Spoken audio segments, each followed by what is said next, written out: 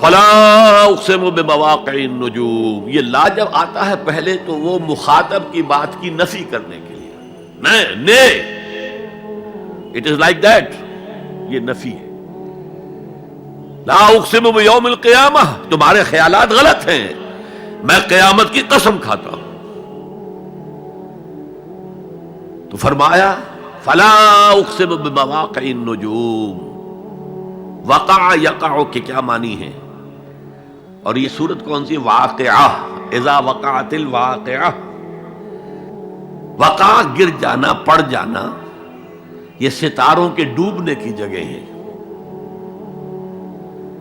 فلا اقسم بمواقع النجوم وانہ لقسم لو تعلمون عظیم، اور اگر تم جانو تو یہ بہت بڑی قسم ہے جو ہم نے کھائی ہے۔ اس وقت کا انسان کیا سمجھتا کہ ستارے کہاں جاتے ہیں، کہاں غروب ہوتے ہیں، کہاں گرتے ہیں؟ آج ہمیں معلوم ہے۔ سورہ حامیم سجدہ میں جو کہا گیا ہے سنریہم آیاتنا فی الآفاق وفی انفسہم حتی یتبین لہم انہ الحق، ہم انہیں اپنی نشانیاں دکھائیں گے آفاق و انفس میں، یہاں تک کہ یہ بات واضح ہو جائے گی کہ قرآن حق ہے۔ آج ہمیں معلوم ہے خلا میں بلیک ہولز ہیں،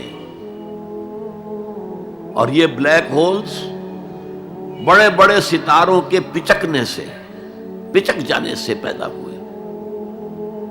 اور جب وہ بڑے ستارے پچکتے ہیں، جو خلا پیدا ہوتا ہے، ویکیوم، اس میں بڑی طاقت ہوتی ہے، اس کے پاس سے کوئی سیارہ، کوئی ستارہ گزر جائے اسے کھینچ لیتا ہے قبر کے اندر۔ یہ بلیک ہولز کا تصور، اسی لیے اللہ نے اس وقت کے لوگوں کے لیے کیا کہا؟ فلا اقسم بمواقع النجوم وانہ لقسم لو تعلمون عظیم، انہ لقرآن کریم، یہ بہت باعزت قرآن ہے، فی کتاب مکنون،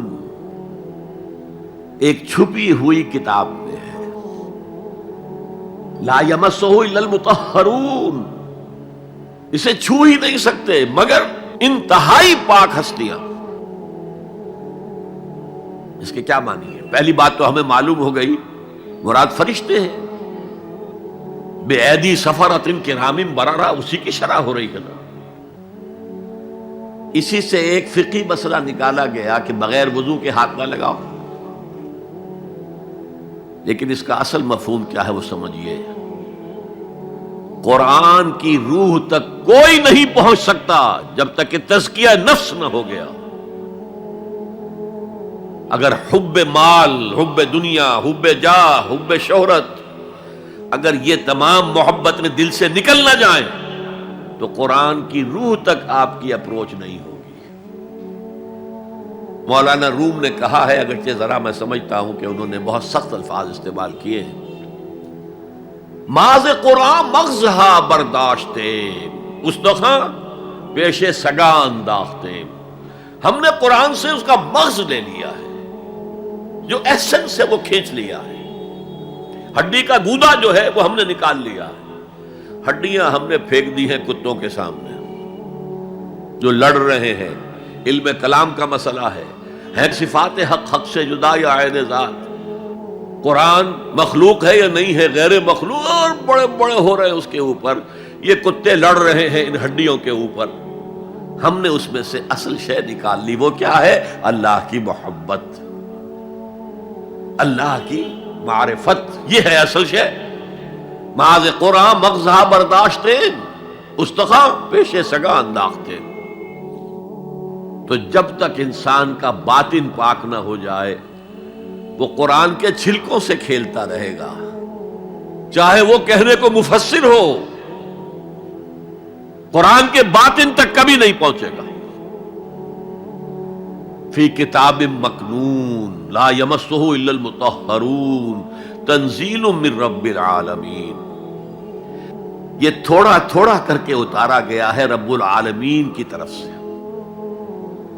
انزال کے معنی ہے دفعتاً اتار دینا۔ لیلۃ القدر میں آیا انا انزلناہ فی لیلۃ القدر، رمضان کے بارے میں شہر رمضان الذی انزل فیہ القرآن، باب افعال، لیکن حضور پر ایک دم نہیں اترا، تھوڑا تھوڑا تھوڑا تھوڑا 23 برس میں جا کر اس کی تکمیل ہوئی۔ اب دیکھیے جو شکوہ کیا اللہ نے، کیا اس جیسی نعمت سے تم مداہنت کر رہے ہو، بے اعتنائی کر رہے ہو، اسے پڑھتے نہیں ہو، اسے سمجھتے نہیں ہو، اس پر عمل نہیں کرتے، اسے اپنا امام نہیں بناتے۔ تمہارا طرز عمل یہ ہے، بلکہ تم نے اپنا نصیب یہ بنا لیا ہے کہ تم اسے جھٹلا رہے ہو۔ غور کیجئے، جھٹلانا جو ہے دو طرح کا ہے۔ ایک ہے زبان سے کہنا کہ یہ نہیں ہے، کوئی اللہ کا کلام نہیں ہے، یہ قرآن وغیرہ جھوٹ، سب اساطیر الاولین ہیں، یہ محمد نے گھڑ لیا ہے وغیرہ وغیرہ، جھٹلانا ہو گیا۔ ایک جھٹلانا ہے عمل سے جھٹلانا، مان تو لیا اللہ کا کلام ہے لیکن اس کی حرام کردہ شے کو اپنے لیے حلال کیا ہوا ہے۔ حدیث نبوی ہے، ما آمن بالقرآن من استحل محارمہ، اس شخص کا قرآن پر کوئی ایمان نہیں ہے جو اس کی حرام کردہ چیز کو اپنے لیے حلال ٹھہرا لے۔ اس اعتبار سے غور کیجئے، اور اس کی مثال بھی دی ہوئی ہے سورہ جمعہ میں، مثل الذین حملوا التوراۃ ثم لم يحملوها كمثل الحمار يحمل اسفارا بئس مثل القوم الذین کذبوا بآیات اللہ واللہ لا یہدی القوم الظالمین۔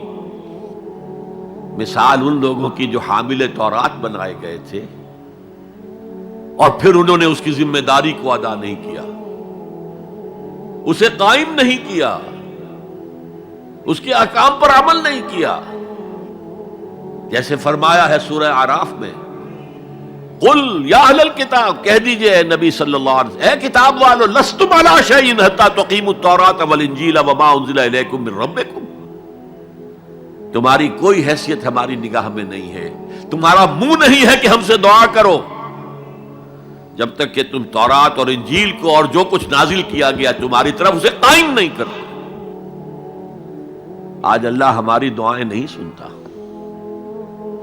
30 لاکھ جا کر حج کرتے ہیں، دنیا کے حالات میں کوئی ذرہ برابر فرق آتا ہے؟ اول تو حرام کی کمائی سے حج ہو رہا ہے، تو حج ہے ہی نہیں سرے سے۔ جو کچھ کرتے گئے تھے سودی کاروبار وہی آ کر دوبارہ شروع کر دیا، سرکاری ملازم تو جو رشوت پہلے لے رہے تھے اس کے بعد آ کر شروع کر دیا۔ یہ کیا ہے؟ یہ تکذیب بالعمل ہے، جھٹلانا ہے۔ تم نے اپنا نصیب یہ بنا لیا ہے کہ تم قرآن کو جھٹلا رہے ہو، جیسے کہ انہوں نے جھٹلایا تھا۔ مثل الذین حملوا التوراۃ ثم لم يحملوها كمثل الحمار يحمل اسفارا، ان کی مثال ان گدھوں کی سی ہے جن پر کتابوں کا بوجھ لاد دیا گیا۔ مکالمات فلاطوں، گٹھڑی باندھ کر گدھے کے اوپر رکھ دیجئے تو کیا وہ واقعی منطقی اور فلسفی بن جائے گا؟ یہ مثال اللہ دے رہا ہے۔ اور یہ مثال کیوں دی گئی ہے؟ اس آئینے میں ہمیں ہماری تصویر دکھائی گئی ہے۔ تم اگر قرآن کا حق ادا نہیں کر رہے تو تمہاری مثال وہی ہے جو یہود کی تھی۔ بئس مثل القوم الذین کذبوا بآیات اللہ، بری مثال ہے اس قوم کی جس نے اللہ کی آیات کو جھٹلایا۔ تو زبان سے تو یہودیوں نے کبھی نہیں جھٹلایا تورات کو، عمل سے جھٹلایا ہے۔ یہ وہ 5 مقامات ہیں جن میں اللہ تعالیٰ نے خود اپنے کلام کی ثنا بیان کی ہے، تعریف کی ہے، اس کی عظمت کو بیان کیا۔ اب میں آپ کے سامنے ایک حدیث رکھنا چاہتا ہوں، حضور نے کیا فرمایا۔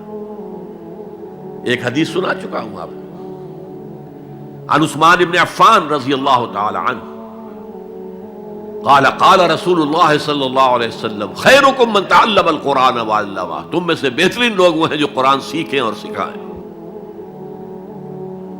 یہ حدیث بڑی عجیب ہے، یہ ترمذی میں بھی ہے اور دارمی میں ہے، اور اس کے راوی حضرت علی ہیں رضی اللہ تعالی عنہ۔ عن علی رضی اللہ عنہ قال، حضرت علی فرماتے ہیں انی سمعت رسول اللہ صلی اللہ علیہ وسلم یقول، میں نے سنا اللہ کے رسول صلی اللہ علیہ وسلم کو یہ کہتے ہوئے، انہا ستکون فتنۃ، ان قریب ایک بہت بڑا فتنہ رونما ہوگا۔ حضرت علی فرماتے ہیں قلت، میں نے عرض کیا مل مخرج منہا یا رسول اللہ، اے اللہ کے رسول یہ فرمائیے اس فتنے سے بچنے کا، نکلنے کا راستہ کون سا ہوگا؟ جیسے آپ بڑے بڑے حالوں میں دیکھتے ہیں ایگزٹ، عرب ممالک میں لکھا ہوتا ہے مخرج، اگر کہیں آگ لگ جائے، کہیں دھواں بڑھ جائے تو نکلو، لال جو روشنیاں ہیں ان کے اندر جو نیچے دروازے ہیں ان کی طرف جاؤ، یہ مخرج ہے جان بچانے کی۔ یہاں ایک لحظہ توقف کر کے ہمارا اور